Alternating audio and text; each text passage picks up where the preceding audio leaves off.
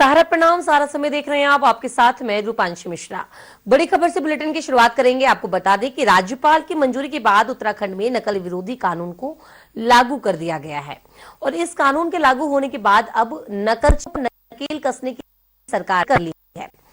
रविवार को होने वाली पटवारी भर्ती परीक्षा के लिए सरकार ने पूरी तैयारी कर ली है। हम आपको बता दें कि परीक्षा केंद्रों तक अभ्यर्थियों को आने जाने के लिए मुफ्त परिवहन सुविधा उपलब्ध कराई गई है और उधर छात्रों ने आंदोलन को देखते हुए बेरोजगार संगठन के प्रतिनिधि मंडल के साथ सरकार की वार्ता हुई है।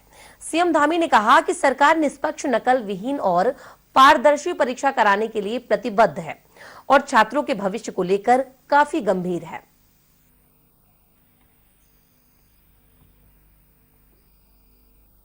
उत्तराखंड में नकल विरोधी कानून लागू होने के बाद रविवार को पटवारी भर्ती परीक्षा होनी है, लेकिन युवा इस भर्ती परीक्षा के बहिष्कार की बात कर रहे हैं।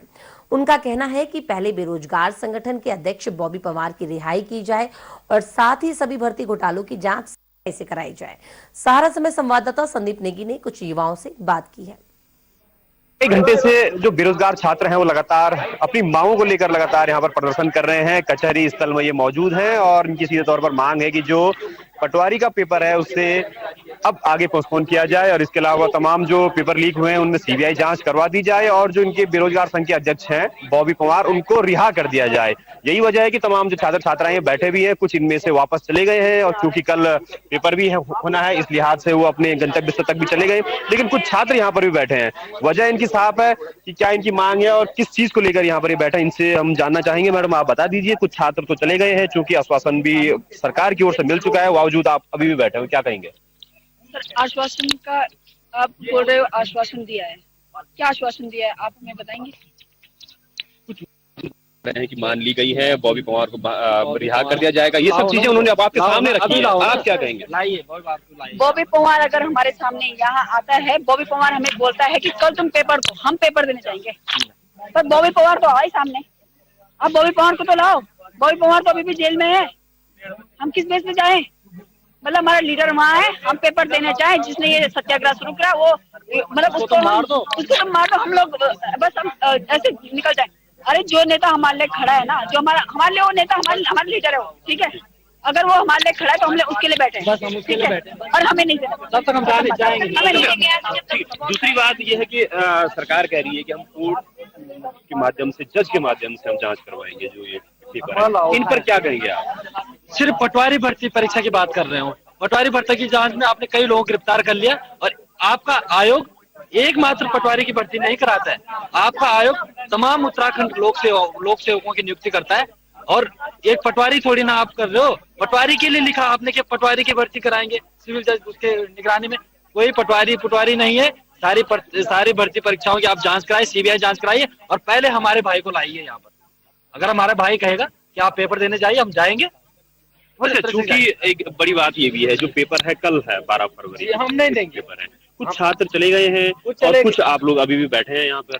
देखो, पेपर बहुत दिए हमने और हम बहुत पेपर देते, एक पेपर नहीं छोड़ते हम। हमारा कल भी पेपर है, कांस्टेबल का भी पेपर हमने दिया, उसका आपने रिजल्ट भी जारी कर दिया, जबकि उसमें भी धांधली हुई। आपने कई परीक्षाएं करी, सब में धांधली हुई। एक ऐसी परीक्षा बता दो जिसमें धांधली नहीं हुई। हमने सारी परीक्षाएं दी है और आगे भी दे रहे हैं। कल भी पेपर पटवारी का जो एग्जाम था वो भरा है? कहाँ सेंटर है, कहाँ के रहने वाले हैं? कहाँ के रहने वाले हैं? देहरादून ही रहते हैं सर। तो क्या जाने का विचार है? जाने का विचार अभी तक तो नहीं है, जब तक बॉबी पवार हमारे लीडर नहीं पहुंचे तब तक हम जा नहीं रहे यहाँ से। सभी का पेपर है फिलहाल तो। जी बिल्कुल, तमाम धाराएं लगा दी गई थी और इसके अलावा जो धारा 307 है वो भी हटा दी गई है। हालांकि निश्चित तौर पर इन छात्रों का कहना है कि जो बॉबी पवार हमारा अध्यक्ष है उसको यहाँ पर ले आया जाए, जब वो कहेगा उसी के बाद हम जो अपना जो धरना है उसको किस रूप में आगे ले जाएंगे, ये आगे वाली बात रहेगी। हाल फिलहाल में सीधे तौर पर जो तमाम जो छात्र हैं वो यहाँ पर बैठे हुए हैं। मांग सीधे तौर पर यही है कि सीबीआई जांच उन तमाम पेपरों की जाए जो पेपर की लीक हुए हैं। सारा समय के लिए देहरादून से संदीप नेगी। और उधर उत्तराखंड में नकल विरोध कानून लागू हो गया, लेकिन छात्रों का उबाल शांत होने का नाम नहीं ले रहा है। गुरुवार को देहरादून में छात्रों पर हुए लाठीचार्ज के विरोध में शनिवार को भी छात्रों ने शहीद स्मारक पर धरना प्रदर्शन किया है। छात्र राज्य सरकार के खिलाफ नारेबाजी कर रहे थे। छात्रों की मांग है कि बेरोजगार संगठन के अध्यक्ष बॉबी पवार को रिहा किया जाए और तमाम भर्ती घोटालों की सीबीआई जांच कराई जाए।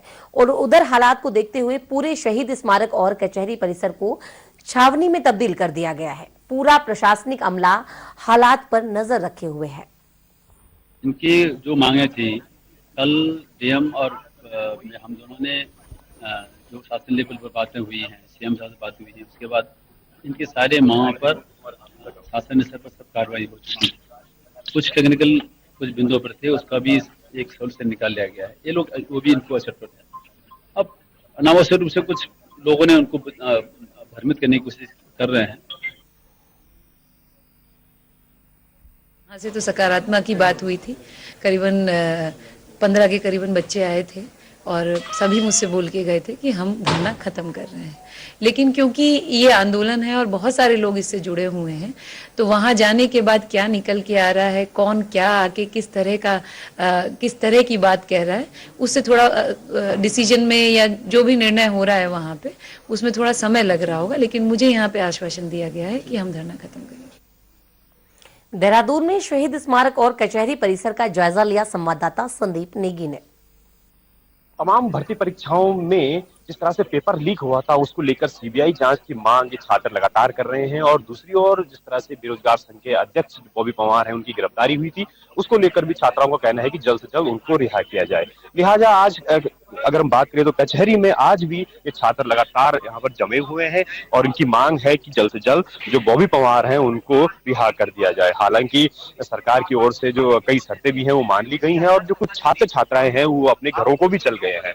लेकिन दूसरी ओर कुछ छात्र अभी भी हैं जो कि लगातार बैठे हुए हैं, देर रात से भी यहीं पर बैठे हुए थे। और अगर हम बात करें तो लगातार प्रदर्शन जारी है। दूसरी ओर अगर हम बात करें ये जो आप तमाम जो ये धरना स्थल की अगर हम बात करें तो ये आज जो शहीद स्मारक है यहाँ पर ये छात्र लगातार बैठे हुए हैं। दूसरी ओर अगर हम बात करें तो ये कचहरी का भी पूरा क्षेत्र है, डीएम कलेक्ट्रेट यहाँ पर है स्थित है। दूसरी ओर तमाम जो वकीलों की का जो यहाँ पर जो अपने अपने चैम्बर है ये भी यहाँ पर मौजूद है। लेकिन पूरी तरह से पुलिस के द्वारा इनको पूरी तरह छावनी में इनको तब्दील कर दिया गया है। पूरी अगर हम बात करें तो पीएससी यहाँ पर लगा दी गई है।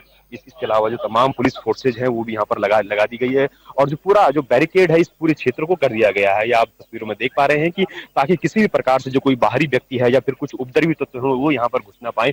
मौका का मुआयना करने के लिए खुद जो आईजी हैं वो यहाँ पर मौजूद है। इसके अलावा जो एसएसपी है, एसपी सिटी हैं वो यहाँ पर मौजूद हैं। या आप तस्वीरों में देख पा रहे हैं कि पुलिस के जो तमाम जो बड़े आला अधिकारी हैं वो भी यहाँ पर धीरे धीरे पहुंचने लगे हैं और पूरे परिसर को पूरी तरह से तब्दील यहाँ पर छावनी में कह सकते हैं कि कर दिया गया है। फोर्सेज यहाँ पर लगा दी गई हैं। किसी भी प्रकार से अगर कोई भी उपद्रवी तत्व यहाँ पर आता है तो उससे किस तरह से निपटा जाए। हालांकि हमने अभी 2 दिन पहले ही देखा था कि छात्रों के बीच और पुलिस के बीच लाठीचार्ज भी हुई थी, जमकर पथराव भी यहाँ पर हुआ था और उसके बाद से कहीं ना कहीं पुलिस ने जबरन लाठीचार्ज कर उन्हें जेल भेज दिया गया था। 13 छात्रों की कुल मिलाकर गिरफ्तारी यहाँ पर हुई थी और उसके बाद कहीं ना कहीं अगर हम बात करें तो छात्रों में और भी ज्यादा तनाव हो गया था और लिहाजा वो लगातार यहाँ पर धरने पर बैठे हैं। मांग यही है कि जो उनके जो प्रदेश अध्यक्ष हैं बॉबी पवार उनको रिहा कर दिया जाए और जो तमाम परीक्षाएं हैं उनमें सीबीआई जांच करवा दी जाए। हालांकि देखने वाली बात ये रहेगी कि सरकार ने कुछ स्टैंड तो जरूर ले लिए हैं, लेकिन अब इनका जो आखिरी फैसला है, आखिरी जो बात है वो कब तक पूरी होगी। सारा समय के लिए देहरादून से संदीप नेगी।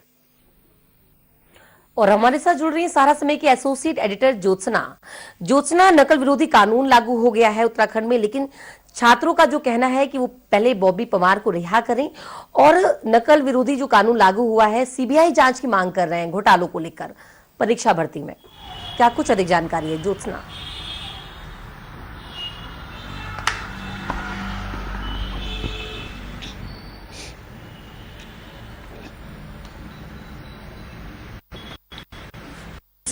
नकल विरोधी कानून लागू हो गया है और लेकिन छात्रों का कहना है, लगातार प्रदर्शन कर रहे हैं 3 दिन से, उनका कहना है कि पहले बॉबी पवार को रिहा किया जाए। रूपांशी, देखिए जो बेरोजगार संघ था वो लगातार इस बात को लेकर मुखर था कि भर्ती परीक्षाओं में धांधली हुई है, पेपर लीक हुए हैं और बॉबी पवार की शिकायत पर ही मुख्यमंत्री ने एसआईटी जांच करवाई थी।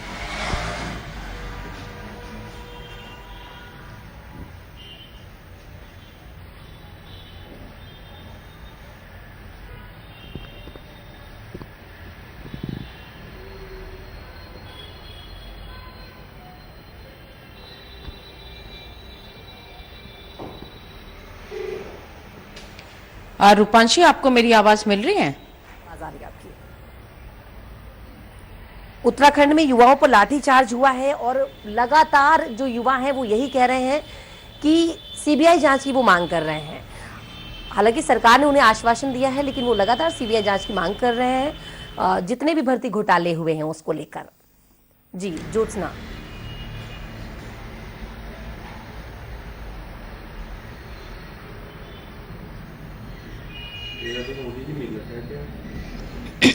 दस सेकंड से ज्यादा का गैप।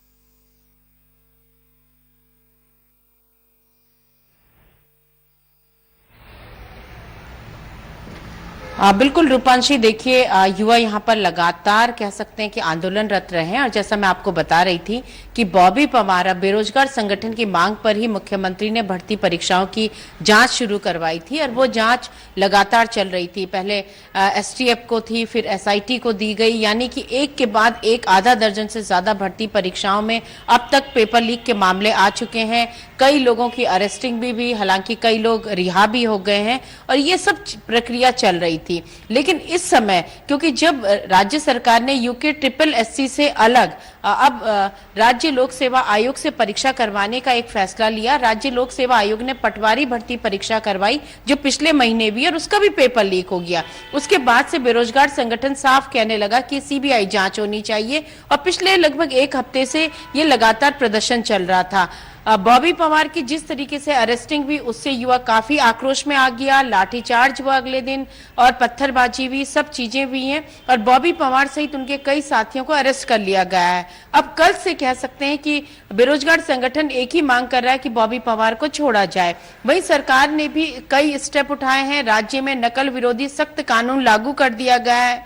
राज्यपाल ने उसको अपना अनुमोदन दे दिया है और देश का सबसे सख्त कानून होगा जिसमें 10 करोड़ तक का जुर्माना है और आजीवन कारावास तक है। इस तरीके के प्रावधान किए गए। इसके अलावा कई मांगे भी मानी गई हैं बेरोजगारों की, जैसे कल पटवारी भर्ती परीक्षा दोबारा से होनी है तो जो लोग अरेस्ट हैं उनको भर्ती परीक्षा में जाने की अनुमति दी गई है। इसके अलावा जिस भी तरीके की चीजें हुई हैं, यानी कि जो आगजनी हुई, जो पत्थरबाजी हुई, लाठीचार्ज हुआ, उसके लिए भी कमिश्नर को डिप्यूट कर दिया गया है कि वो जांच करके राज्य सरकार को सौंपे। लेकिन आज भी गतिरोध बना हुआ है। सरकार कई कदम आगे बढ़ी है, बावजूद उसके अभी भी जो अभी मैं आपसे बात कर रही हूं वो सिर्फ और सिर्फ बॉबी पवार की रिहाई चाहते हैं और उसी के बाद आगे की बात करने को तैयार है। हालांकि कई अन्य संगठन मुख्यमंत्री से मिले हैं। मुख्यमंत्री ने भी बहुत लचीला रुख अपनाया है। मुख्यमंत्री पूरे मामले को खुद लीड कर रहे हैं, लेकिन गतिरोध बरकरार है और राजनीति भी इसमें बहुत ज्यादा शुरू हो गई है। यानी जब राजनीति देखी है, लेकिन अगर हम छात्रों की बात करें तो वो लगातार बॉबी पवार की रिहाई की बात कर रहे हैं। ज्योत्सना जी।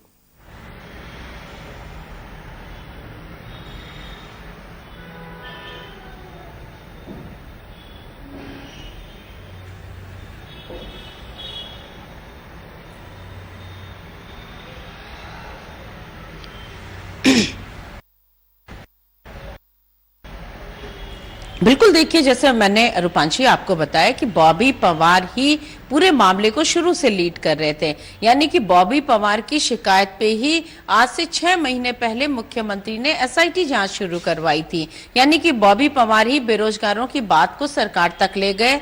बॉबी पवार के पास ही एविडेंस थे कि पेपर लीक हुआ है और ये सब चीजें चल रही थी। इसीलिए जब वो अरेस्ट हुए हैं और अरेस्ट होने के बाद कहीं ना कहीं उनके साथी जितने भी बेरोजगार संगठन से जुड़े हुए युवा हैं वो आक्रोशित हैं और उनका बहुत स्वाभाविक आक्रोश भी है, क्योंकि जो जो उन्होंने भर्ती परीक्षाएं दी थी सब में पेपर लीक हो गया। उनका भविष्य कहीं ना कहीं उनको एक क्वेश्चन मार्क के साथ नजर आ रहा है। हालांकि सरकार पूरी कोशिश कर रही है कि पारदर्शिता से एग्जाम हो। जैसे नकल विरोधी अध्यादेश जो था उसको कानून का रूप दे दिया गया है, राज्यपाल का अनुमोदन मिल गया है।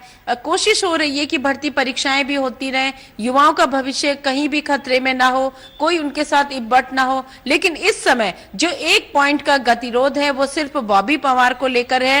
राज्य सरकार अभी तक उसकी रिहाई के लिए तैयार नहीं हुई है और आज तो शनिवार है और कल इतवार है। तो यानी कह सकते हैं कि अगर बहुत ज्यादा मान मनोबल ना हुआ और कोई ऐसा ही गतिरोध बना रहा तो ये गतिरोध कल शनिवार से रविवार तक जाएगा, क्योंकि जो भी फैसला होगा वो सोमवार को हो पाएगा। और बॉबी पवार अब एक ऐसा पेच है जो दोनों पक्षों के बीच, यानी कि सरकार के भी और जो आंदोलनरत युवा हैं उनके बीच गतिरोध बना है, क्योंकि सभी का कहना है कि बॉबी पवार जैसा कहेंगे वो वैसा ही करेंगे और बॉबी पवार उन्हें सुरक्षित चाहिए क्योंकि वो इनके नेता हैं।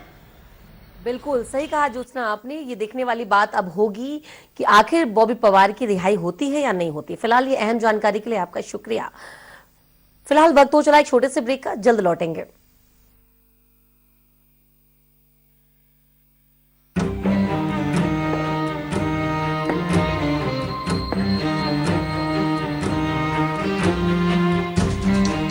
कब तक आप ऐसे फ्यूचर का टेंशन लेकर चलते रहेंगे? LIC के न्यू पेंशन प्लस के साथ अपनी पेंशन का प्लान बनाइए, क्योंकि ये प्लान आपके फ्यूचर के लिए मार्केट लिंक्ड वेल्थ क्रिएट करता है। और तो और इस प्लान में गारंटीड एडिशंस के साथ पेंशन पाने के कई ऑप्शंस भी हैं, so that you grow young and tension free. LIC, हर पल आपके साथ।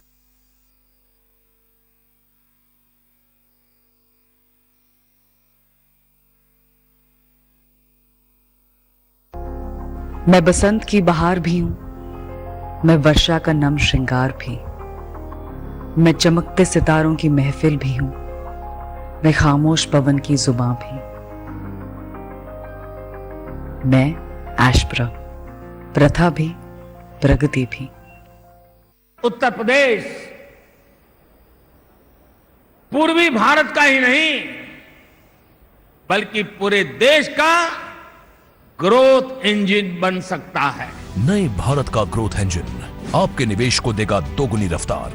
एक्सप्रेसवे का विशाल नेटवर्क और इंटरनेशनल कनेक्टिविटी, अपराध एवं भ्रष्टाचार के खिलाफ जीरो टॉलरेंस पॉलिसी, साथ ही सबसे बड़ा उपभोक्ता बाजार। 25 निवेश फ्रेंडली नीतियां बनेंगी सफल व्यापार का आधार। आइए नए भारत के नए उत्तर प्रदेश में निवेश करें। $1 ट्रिलियन इकोनॉमी बनाने में सहभागी बने।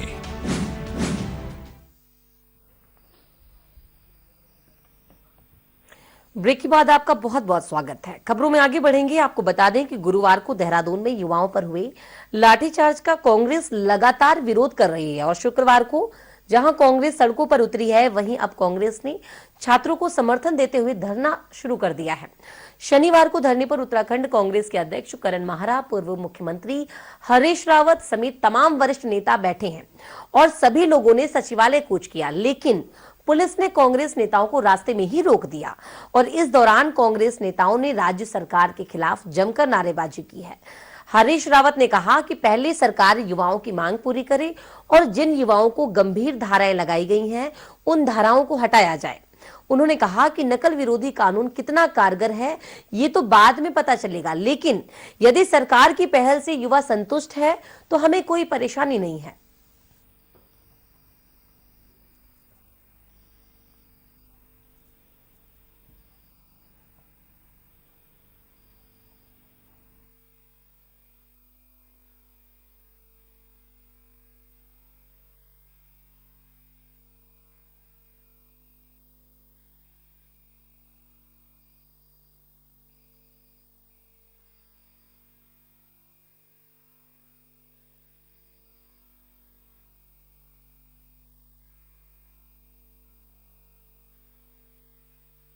कानून जनता की आंखों में धूल झोंकने के लिए है। ये कोई मुझे बताए क्या इससे पटवारी पेपर लीक घोटाला कवर होता है?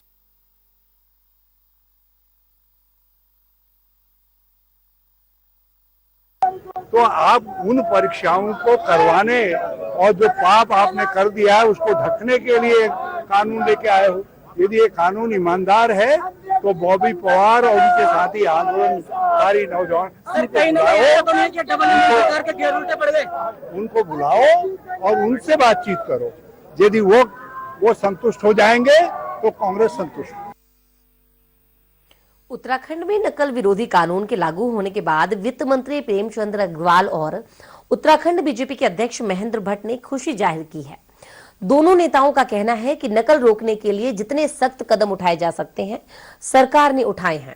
सरकार की मंशा साफ है कि पारदर्शी तरीके से परीक्षाएं कराई जाएं, युवाओं को भविष्य के साथ किसी भी तरह के खिलवाड़ नहीं किया जाएगा।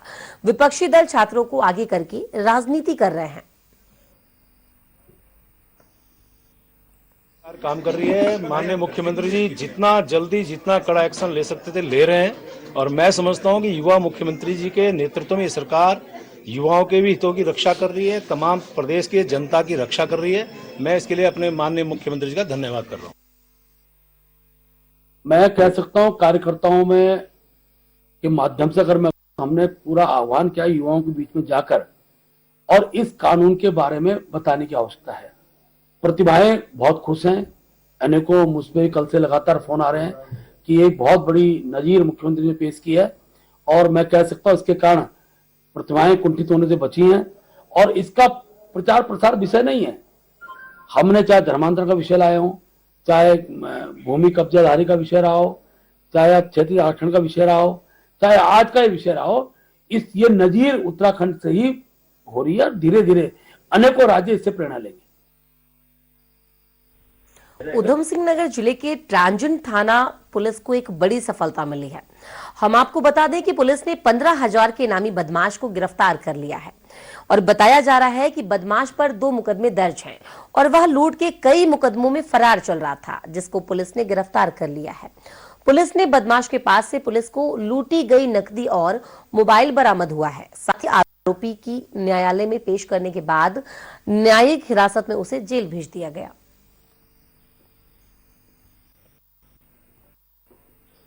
29 नवंबर 2022 को ट्रांजिट कैंप थाने में लूट की घटना को अंजाम दिया था।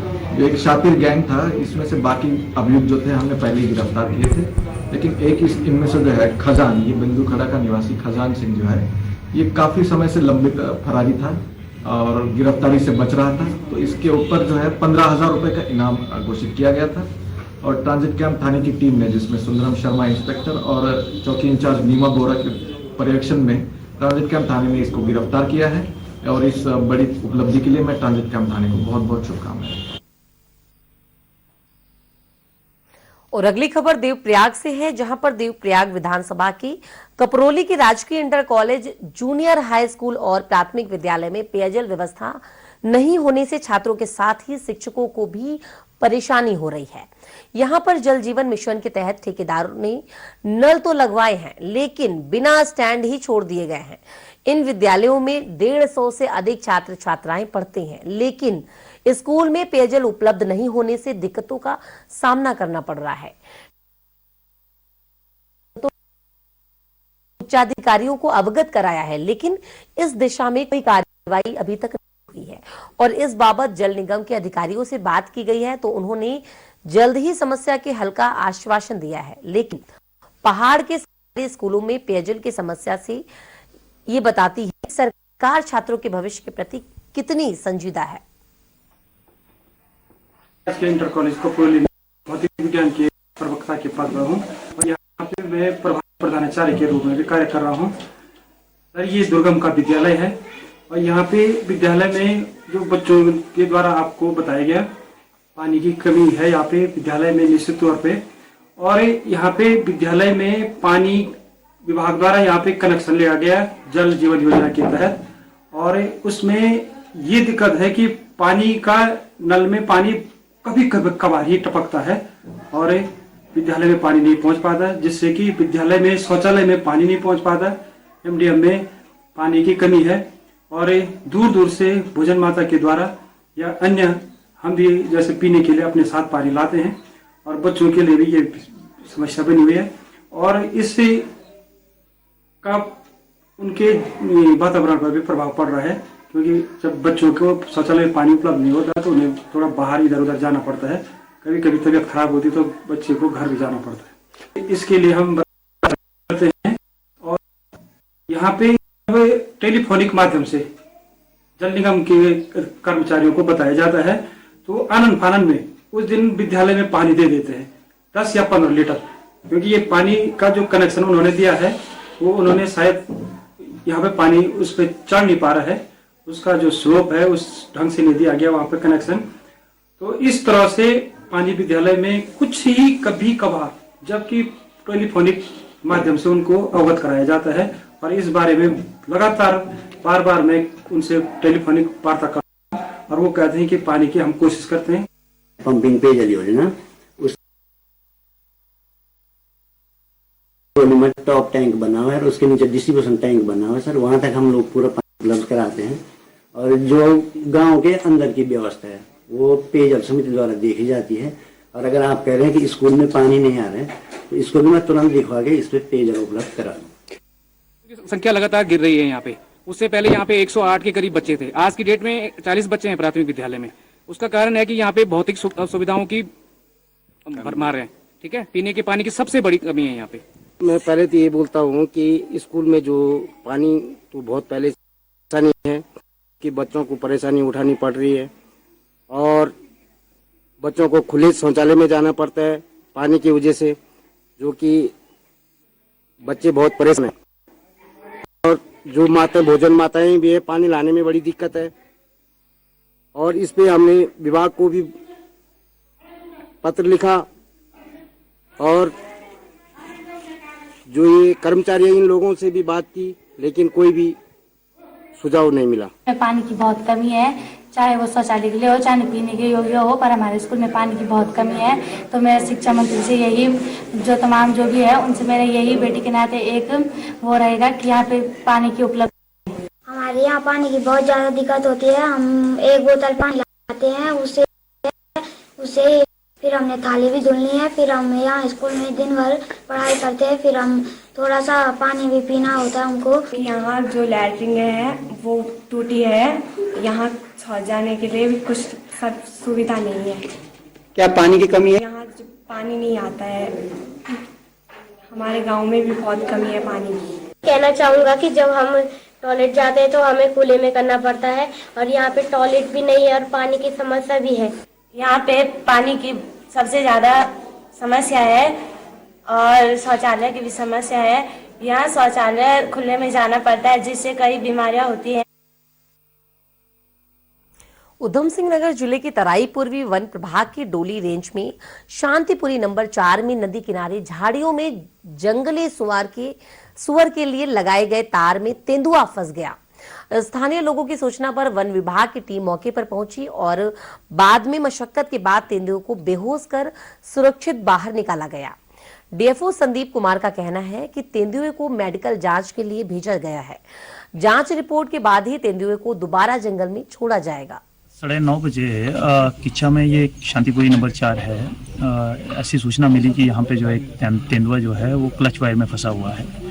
तो तुरंत जो हमारा जो है रेस्क्यू दल है उसको इन्फॉर्मेशन किया गया और जो हमारा रेस्क्यू वेटनरी डॉक्टर जो हमारा आरटी टीम है उसके मेंबर जो है यहाँ पे स्थल पे पहुँच गए थे और मैं स्वयं जो है स्थल पे पहुँचा।